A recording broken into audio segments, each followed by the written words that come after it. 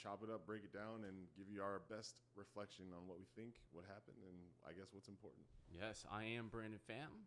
I'm Larry Charles. And we're here every morning, 10 a.m. Pacific time on twitch.tv/blue_champs. If you're watching us after the fact or you're missing any minute or want to reference any episodes before, go to our youtube.com/bluechamps. If you want to support us directly or support us now, go to our patreon.com/bluechamps to help us make this show into an audio podcast form. That's our next immediate goal. Any dollar helps in that way. In addition, if you want any shirts, go over to bluechamps.com/merch to get our faces on your body. On your clothing. On your clothing. clothing On the body. Yeah, and then wash it. Although, if you want to get a Blue Champs tattoo, it's go up to you. for it. Yeah. But here we go, and then there's some graphics here so you can confirm what we just said. And today's topic is a touchy subject, which I feel has been around since video games have been around. Yeah. Larry, do you mind kind of going over the intro here? Sure. Obviously, everybody here in America right now, also worldwide, should be familiar with the two mass shootings that we've had. Well, actually three, but the two that I guess were critical to the article when the article was written was obviously in El Paso, Texas, and Dayton, Ohio, I believe were the two. And so mass shootings where just it seems like someone would just go to a location and just shoot many people. It's hard to.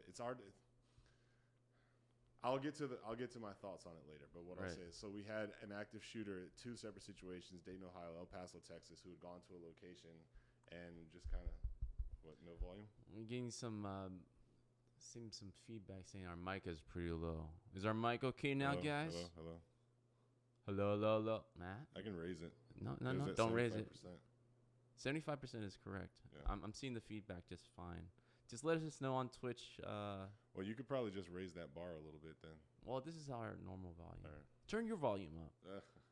But keep us noted. Sorry, Larry. Go ahead. It's all right. So two active shooters, two separate locations, many lives lost. Obviously, every time this happens, it sparks gun control debates. It sparks lots of social media bickering going back and forth on what we should be doing to, prevent these problems. We see the same memes of, how many guns are in these other countries versus how many guns in America, and then how many lives lost in America due to senseless gun violence, mass shootings, et cetera, and all the jokes of, it can't be stopped, in the only place where it continues to happen all the time. So we've all seen all of that. Sorry, we're working through a technical issue while we're trying to, all that's the same. I was nearing the end of my point.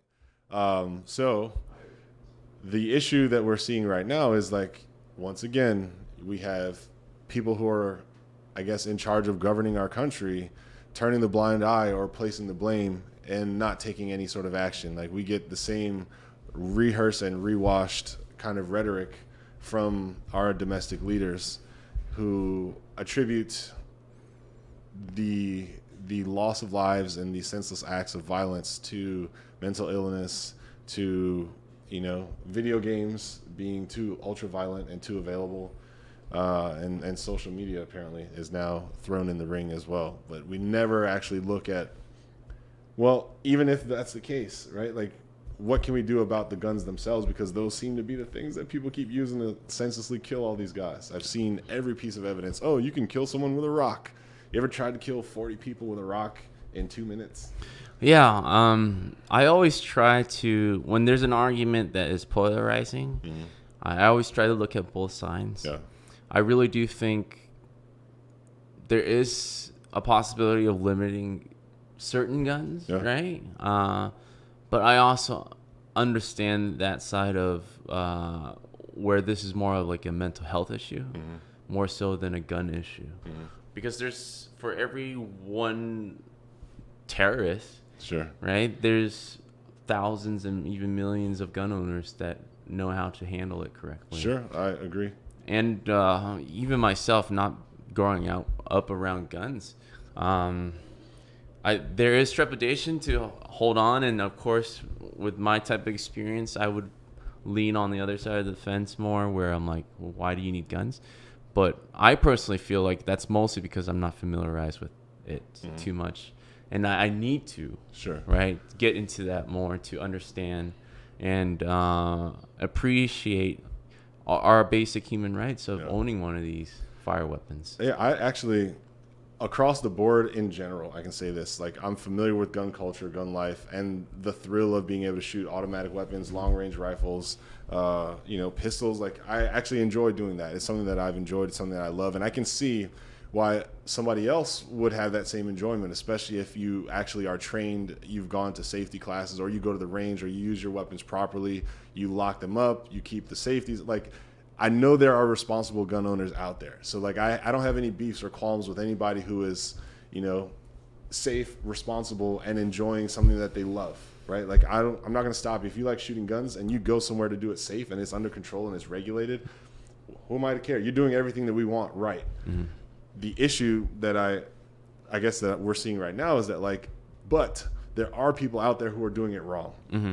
There are people out there who should not have access to such high-powered weaponry, and they're getting it somehow, some way, right? And then people are losing their lives, right? Yeah, and that's a process that, without knowing how much knowledge goes into actually acquiring one of these fire weapons, I would assume it's not as easy as people make it out to be, where you just go to a Walmart and just buy a gun and some bullets and you're good to go. From what I've heard in arguments on the other side, there is a process in place to actually go through and get certified and actually be able to handle one of these things. Depends on the state, but for the most part, you can at least expect to apply to get reviewed, and then... Right, there's a legitimate process. There is a process. Okay. It varies state to state from what I've seen so far. Right. But for the most part, it's not like you just walk in there and then you walk out of there. There is paperwork at least taken, so there's that step. Yeah, and the only reason why we're talking about this on Games ReCAP, one of the many reasons, is because the tie-in. The tie and the White House issued an age-old statement blaming violent video games. Well, it's the same press release. It's the same press release all the time, and it's a very old argument in this stage. The same way that I don't want to put that type of blame on other people, firearm owners, right? Because that's the same type of thing when they tune in. Is like, I play video games, or I own a gun. Yeah. It's like, why are you saying as if everybody that owns or plays is resulting to this? So we kind of empathize with each other in that regard. And because it's such an easy finger to point at if you don't own a gun or you never play games, right? It's like, obviously those people are not me. I see what they're doing with it. One's simulating it, and one's actually it. So that must be the problem. Yeah, it's a dangerous type of thinking. And again, just to reiterate here that, like, there is such thing as a responsible gun owner. Every gun owner should be a responsible gun owner. Yeah. Everyone has the right to bear arms that is an American citizen in this country. Therefore, I don't have a problem with people buying guns. I don't have a problem with the gun industry. I have a problem with, when it goes bad, seeing how people who can do things about it don't do things about it. And that's really what it comes down to. I'm not mad that pistols exist. I'm not mad that high power assault rifles I don't care whatever technologies exist that make guns more deadly or more harmful. Like, I understand. Yeah. Because I know in safe hands or in the right situation, that could be friends who gone to a shooting range and just blew through like $400 worth of ammunition and had a great time. Like you and my friends did for me. Yeah. And nobody got hurt. We all went and we all enjoyed ourselves because we were in a situation that made sense given what we were trying to do. Yeah. But on the other side of it is, I guess where I'm starting to have problems is people will blame mental health and they'll say like, oh, and maybe that's my own perception just being skewed or stretched too thin, where someone says it's mental health issues. But then when you see some of these people who carry out the crimes, it's like you can see like a methodical approach to it. And then you see this big event where they've killed 25, 30 people. You know what I mean? And so it's harder for me to just be like, oh, it's just mental health. And that might be my own bias to like, are you looking down on this person and saying that they're disabled or they're handicapped in some way because they're actually showing a lot of high level thought and function? It just seems like they've become radicalized. Right. You know what I mean? More so than they're lacking something mentally that stops them. It's more like, no, their brain was working just fine. It's that their goal was to kill, and they radicalized and became a killer, a mass killer, you know? Yeah, it's an issue that not a lot of people understand. It is, again, a group that is being pushed and blamed to. The fact of the matter is that for someone to carry out a crime like that, even if they are methodical about it, it's a certain emotional outburst, right? For them to snap, for finally either to seek approval or attention or whatever the cause is. It shows instability, right? At the very least. So even if someone is very indifferent to the crime that they commit, right, where they just carry it as if it's an errand, right? There's something mentally not there for it not to connect with the crime, with the actual humans that they're taking away, right? Their lives that they're taking away. So again, the mental health issue is a huge issue, and there's so many branches to it that to clump all that into one and say mental health offends a lot of people going through mental health issues. So this is a place where usually people mourn or they argue and all these stuff about what's going on. The sad part about all of this is it's a cycle that people eventually forget. Right? It's hot right now, mainly because it just happened. Give it a week or two, and people are going to move on to the next thing, which is a very sad thing about it. It is completely cyclical. It's been called out. It's been pointed out, but nothing has been done about it, and that's why it continues to be cyclical. We have, I keep forgetting the image, but it's something like mass shooting happens, thoughts and prayers, online debate. Something like that, Nothing happens. People forget. Mass shooting, and it just keeps rolling. And honestly, that's exactly what is happening. We are such a polarized country in regards to this issue specifically. It's just incredible that we can't both be right and just try to work out a solution, right? Like, I don't understand that part. I have no problem with gun owners, none whatsoever. I enjoy guns. Like, got a pistol. I don't want that to be taken from me. I think it's important everyone in the country to have some kind of gun education. Like going through the gun range, just realizing how little I know about it and how loud it is in real life is very surprising, because I thought growing up playing games and being somewhat more exposed than the average citizen is going to help me with that. But when I went there, I was completely new to the idea.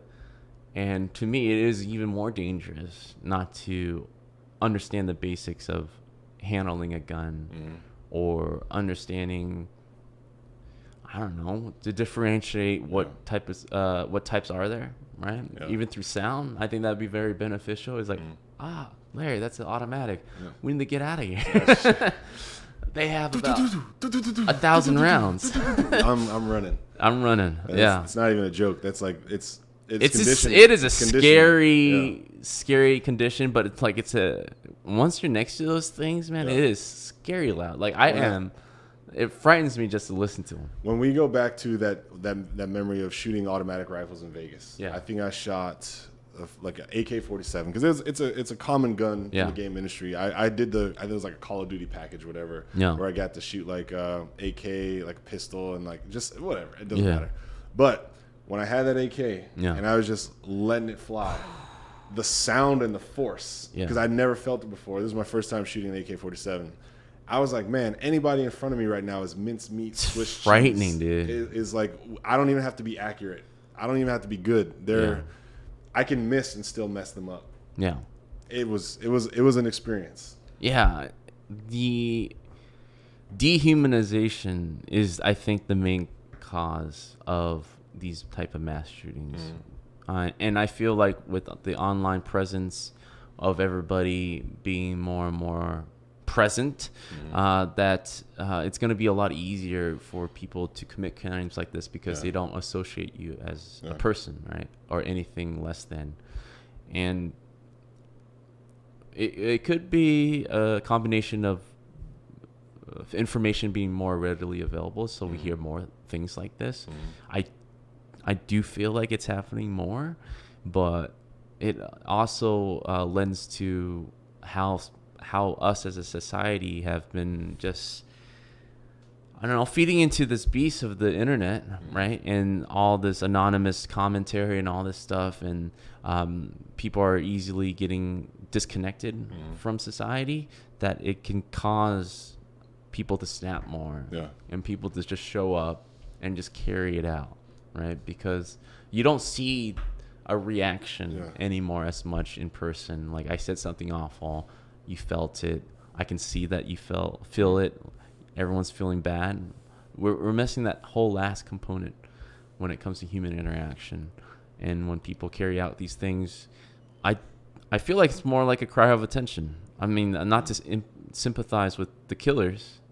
Those are rotten. You're just trying to understand their psyche because it's happening more. Sure. And obviously, to get to the root of the problem, you gotta, I think, best to look at these individuals and ask what's going on. Like, what is within their personal lives that is driving them to this point, to cry for attention, basically. Well, what's interesting is in the case of the Walmart shooting, they had found, like, right on the social media account, like, guns spelling out Trump, and then like a kind of like a manifesto where he's like, "Oh, I'm attacking the Hispanic community because," and so I'm saying this based off of memory, so don't like easily go fact check this if you need to. But from what I recall when I was reading this over the weekend, guns that spelled out like Trump, like as a photo on his social media, and then like a manifesto of like why he had driven all this way to go to this specific Walmart, because it was heavily populated by Hispanics, and Hispanics were viewed as the enemy. This was like radicalization, in my opinion. And so there was like, why didn't he post it 2-3 days before? Well, because he could have got stopped on the way, is what someone was saying. And like, that's why he did it in the parking lot and like put all that stuff, so that there was no mystery as to like why, other than he knew that like he was serving his country. He thought he was serving his country, or he was serving his president, or he was serving the cause for helping remove a foreign threat. Like literally our most adjacent foreign threat possible, other than Canada, obviously. Sure. And it could be just a guy who just wanted to shoot people, and he provided excuses. You know, we don't know. Like, someone laying out conveniently their plans to carry out a horrendous act could be looked at as, yes, he's trying to justify it, but also a way to distract and cause more chaos. Like, someone who causes chaos would probably like, hey, here, let's just feed in the hate, and let me just do this last thing, and like the divide, right? I mean, it's been a year or 2 or 3 years. We know the Russians are behind a lot of these forums now. Like, there's a bigger divide than ever within this country on all sorts of topics. Like, I feel it's like polarizing on both sides, and feeding into this too is kind of like that language of I don't know. I feel like everything is kind of leading up to that. We're not usually a political show. I don't like to go into politics.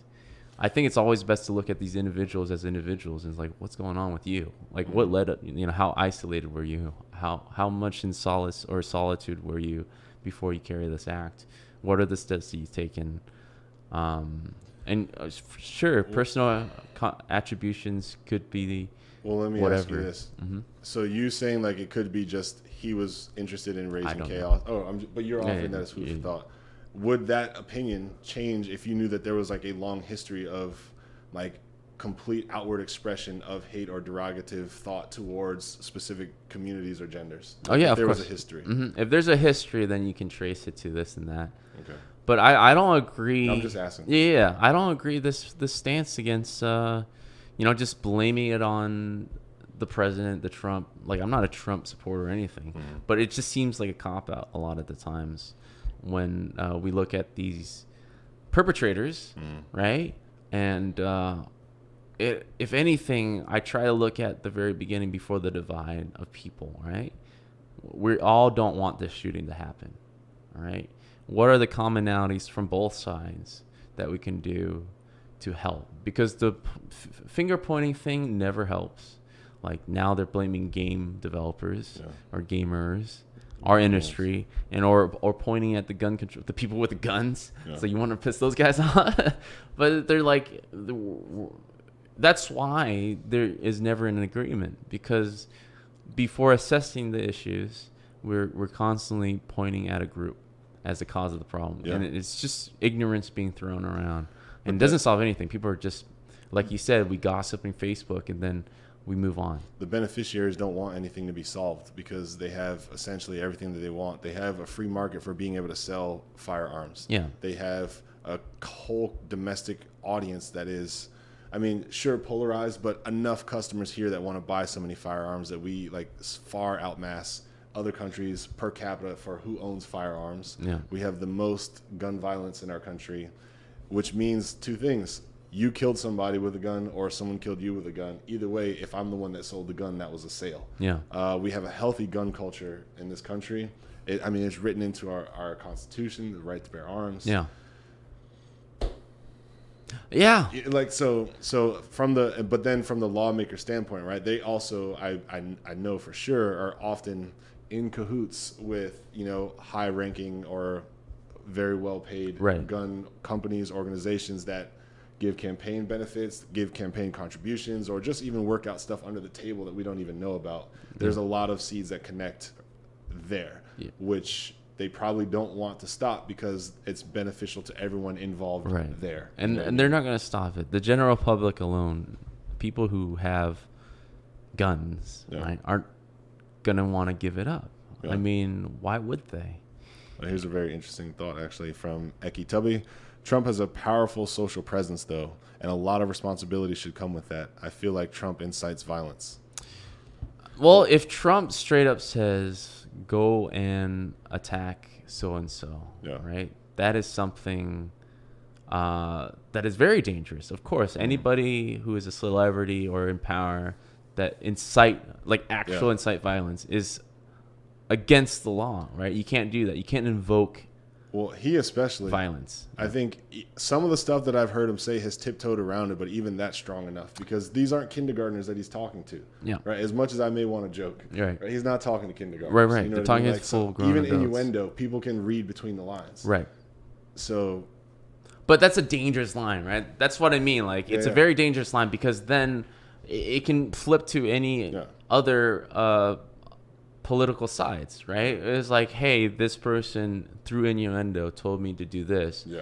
And that can happen to Trump, but also the opposite of Trump. And that is very dangerous grounds to say that this guy is responsible for the mass shooting, right?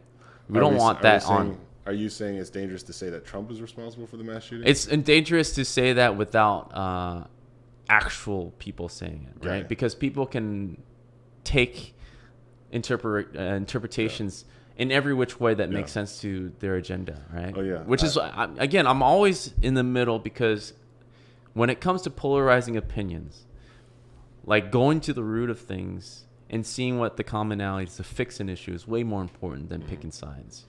Because I feel like there's a lot of strings happening to incite that type of behavior, and I don't want to be a part of that. The picking of sides is the stupidest part about it's all a very this stupid because thing it is the one thing that is keeping anything from being done where both sides can be happy. Yeah.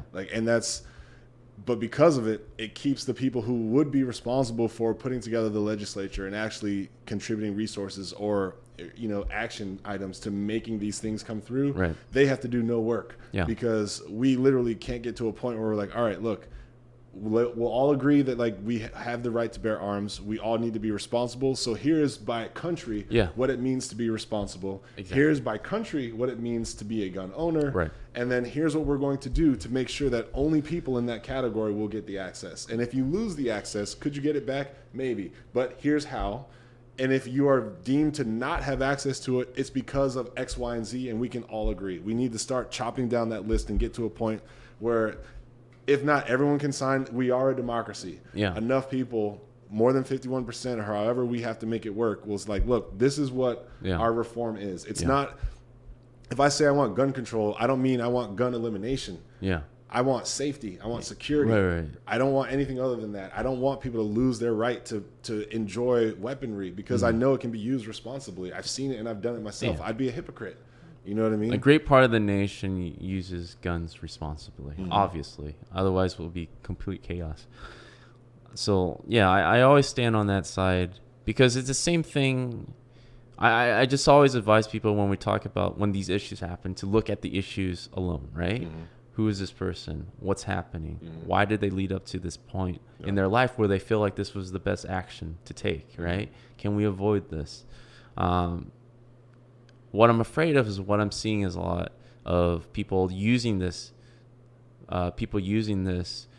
as an argument for whatever perspective that they have. For example, it's games' fault. Yeah, because then it's just distraction. Now we're talking about games, and we go down that rabbit hole, and we're spending all this time limiting and putting ratings on games when it has nothing to do with the general issue of what happened with the shooting. If Fortnite didn't exist whatsoever, yeah, do you think that an event like this would just cease from happening? No, of course. Fortnite didn't exist before. Yeah, exactly. So, like, the argument goes on the gun control side. Yeah. Like, people with guns seeing it's like, why are you talking about this? Like, my neighbors and I didn't shoot anyone. Anybody that has responsibility, that follows the rules, still have their guns and don't have a criminal record, right? Yeah. So, I just want to veer off from going down that path again, which people are going to bring up the issues again. Is it games? Is it that? And we're going to see weeks and weeks of that. And then it's going to die down in interest, and people move on until it happens again. You know, we as a nation, I feel like, and I don't want to use this lightly because it's half in jest, but not to be joking, but to be like more like a comedy or a comedian uses humor to also like sharply stab you with some truth. Yeah.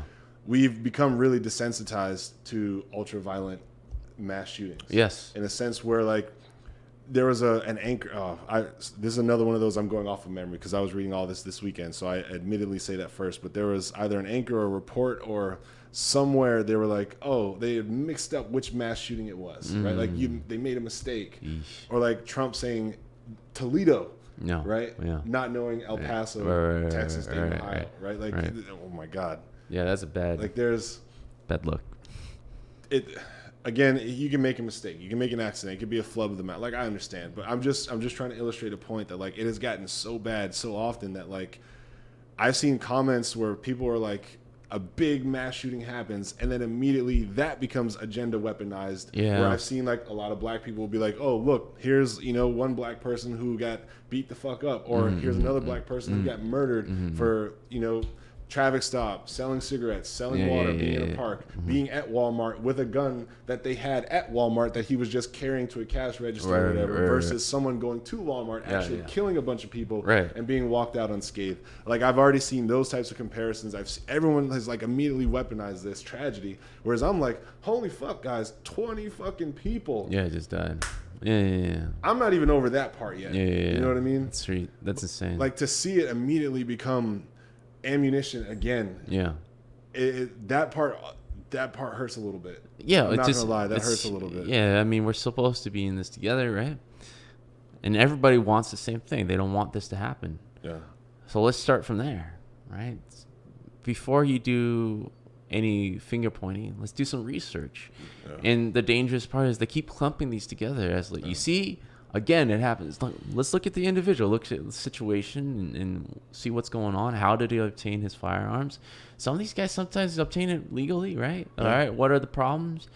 It's not to say gun owners can't suddenly have mental problems or they have mental issues, and maybe that's too easy of a thing to obtain. Yeah, so like you're saying, slipping through the filter is less likely, right? Like going in ahead of time, you might have passed everything. Yeah. But then life changes, something happens to you where, like, for example, I don't imagine I would ever see you in jail, but that might change if somebody tried to hurt your son. Exactly. You know what I mean? Exactly. Like, situational changes, especially owning firearms. It's the same thing as obtaining a driver license. At a certain age, you're not as physically able. That's why they require you by law to keep getting the test. So there are measures in place to prevent things like this from happening. The same way we're not saying all gun owners are killers, right? Not all mental health issues people have the tendency to be violent, right? So it's very dangerous to kind of clump groups of people together without any prior research. And it's such an easy cop out for a lot of people to kind of blame industries or certain problems. Nothing is getting done based on the blame. Nothing's getting done. It's all distraction. You guys should do your own research and just look at the individual and the killer himself. Here's a good comment I want to throw out there. It'll be interesting debate for us. Kent in Real Life says, the problem is that any single issue that anyone can bring up is still not the answer. It's a combination of many contributing factors, none of which alone are the lone root cause. Yeah. So I can respect that viewpoint and say, like, to do one thing may not fix the dam. Yeah. I would actually love to see the one thing at least be a step closer, though. Like, if we could all agree that, like, hey, this part about what we have right now, let's fix that part. Yeah. Let's just focus on that one piece, and then let's focus on the next piece, and let's focus on the next piece. We may not be able to just make one sweeping stroke that will make everyone happy, but people are dying because we have not done a single thing. You know what I mean? And that is the critical importance for me, which is, well, we can't just do nothing. We can't keep doing nothing because people are going to keep dying. We're going to keep doing that cycle of like, oh shit, thoughts and prayers. Oh, it was such a tragedy. It's a shame how this and that, guns this, guns that, people that, silence. Yeah. Another mass shooting. Yeah. Naturally, people want to know the reason why after or while they're mourning, right? Yeah. So as a nation, we are mourning. We're all looking at the situation as like, what's going on? Yeah. We turn to our president, right? Like him or not. I think it is irresponsible for him to kind of just blame a thing, right? Without any research pointing into that direction. It's not like they went into this guy's room. And even if he did, right, just stacked up Doom, right? The classic Doom. It doesn't make any sense because of every person that plays video games that happen to like kill massive amount of people. There are millions more that are doing just fine. It's something about video games in America, apparently, because everywhere else where there's video games, we're not seeing these same issues. So apparently, something in our water. In our, like, drinking the Gatorade that we have in America while eating the American Doritos, right, or whatever gamer stereotypes you have. All of that plus the guns being available is why we're the only place that is having such a significant problem with gun violence. Yeah, I mean, the availability of guns and people that likes playing games, right? It's the same ratio as anyone watching movies or absorbing entertainment, right? Everyone is exposed to violence one way or another. How you consume it should not matter, right? We're not at a state where video games are so realistic that you can't tell from fake and reality, right? Yeah.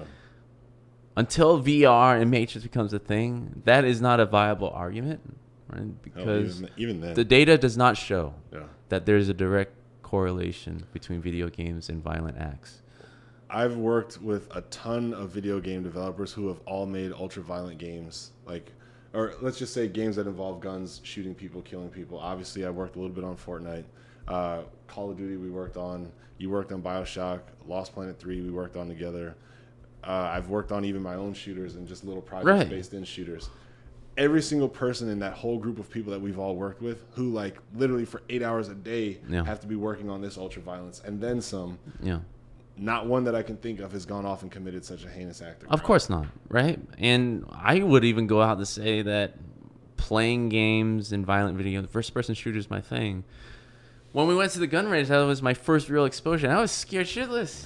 I was like, holy crap, this is a powerful piece of device here. And instead of me just like looking down on that community of like, why the hell would you need this type of hardware, right? I'm thinking more of like, how can I educate myself so I'm not so scared about this? Yeah. Or why is it being so misunderstood? Yeah. Right? Because it is scary.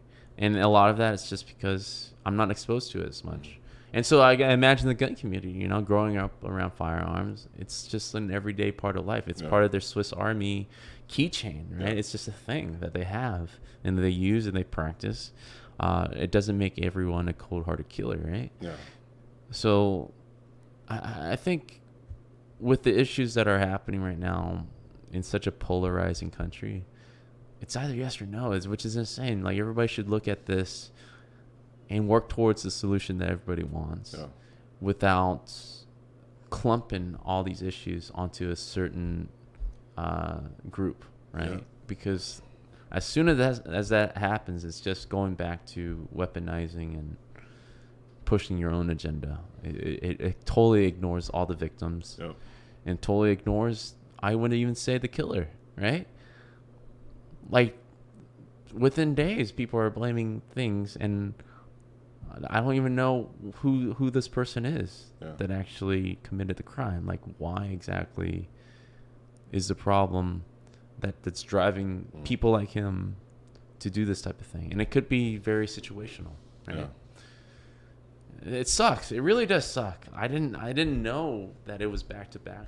Yeah. Like that. Oh man. This was a very from Saturday to it was just a tough weekend. I was just on my usual internet feed, Facebook. And then you Twitter. Posted something that someone survived to Las Vegas. Is that a true story? So there was 3 people who had survived the Garland. Where the hell is Garlic? The Garlic Festival. Gilroy, thank you. The Gilroy Garlic Festival shooting were also people who had survived the Vegas onslaught. So I was like, that is so traumatizing. It's twice. That's traumatizing, man. That's crazy, they've been somewhere and just gunfire. And that's a true story. It's not one of those like, okay. Yeah, it's hard to tell now online. Like, everyone's a news outlet now. Sure. Yeah, fair enough. Yeah. Yeah, anyway, that sucks. So look, the reason why we're having this conversation today is because of the tie-in on blaming it on video games, which I don't support.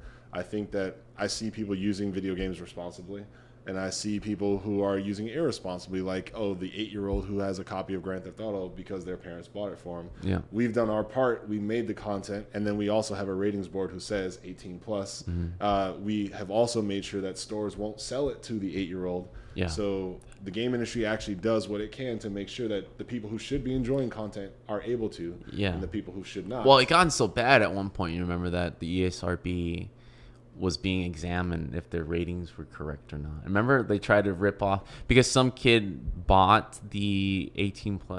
Not some kid, a parent bought it for him, and the parents, not taking responsibilities, blame the rating as like, this is not true, rated R or whatever, right? It's it's tomfoolery. It's stupid. But it went through a cycle like that many times. You know, blaming on video games has been a part of our language since Doom, the original Doom, right? Dude, people don't want to take responsibility. I'm very surprised that they're still using that excuse.